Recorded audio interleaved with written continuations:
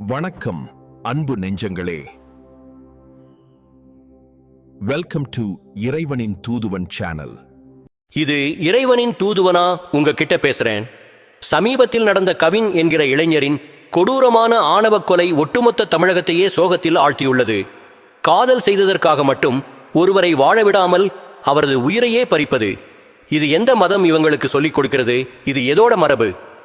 சமீபத்தில் நடந்த கவின் படுகொலை சம்பவம் நம்மை சிந்திக்க வைக்கிறது. நமது பாரம்பரியம் காட்டும் வழி வேறு, நாம் பின்பற்றும் வழி வேறு. நம் புராணங்களில் கூட பல கலப்பு திருமணங்கள் நடந்துள்ளன. அதை பார்க்கும்போது சாதி, மதம், இனம் என்று இறைவன் எங்கேயும் சொன்னது இல்லை. புராணங்களில் கலப்பு திருமணங்கள் பற்றி பேசும்போது பலருக்கும் ஆச்சரியமாக இருக்கும். ஆனால் நம் பண்டைய இலக்கியங்களில் 200க்கும் மேற்பட்ட கலப்பு திருமணங்கள் பதிவாகியுள்ளன. மகாபாரதத்தில் வரும் சாந்தனு சத்தியவதி திருமணத்தை எடுத்துக்கொள்ளலாம். அரசர் மீனவ பெண் திருமணம். இந்த திருமணத்தில் இருந்துதான் வியாசர் பிறந்தார். அவர்தான் பின்னர் மகாபாரதத்தை எழுதினார். சாதி வேறுபாடுகள் இல்லாத அந்த காலத்தில் கூட இது ஒரு முக்கிய நிகழ்வாக பதிவாகியுள்ளது.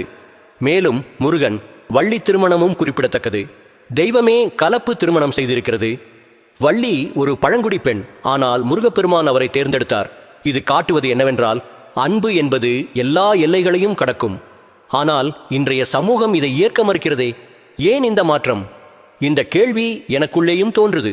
காலப்போக்கில் நாம் உருவாக்கிய சமூக கட்டமைப்புகள் தான் இதற்கு காரணம். பண்டைய காலத்தில் குணம், திறமை, அறிவு இவைதான் முக்கியமாக கருதப்பட்டன. இன்று சாதி, மதம், வர்க்கம் என பல தடைகள். அபிராமி சுந்தரராஜ பெருமாள் திருமணமும் இதற்கு ஒரு உதாரணம்.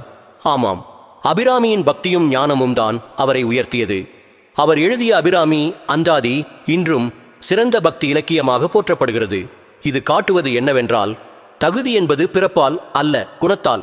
இதிலிருந்து நாம் கற்றுக்கொள்ள வேண்டியது என்ன இருக்குன்னு கேட்டா, நம் முன்னோர்கள் காட்டிய வழியை பின்பற்ற வேண்டும்.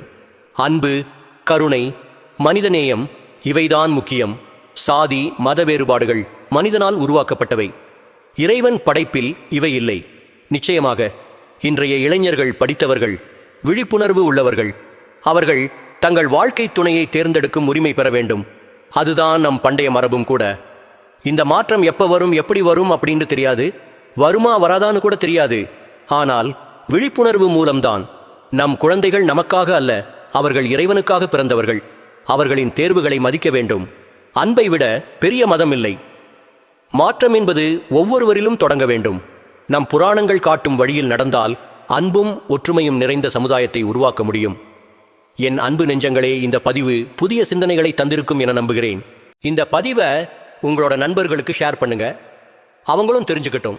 இனியாவது இந்த மாதிரி ஆணவ கொலைகள் நடக்காம இருக்கணும் அப்படின்னு இறைவனை வேண்டிப்போம்.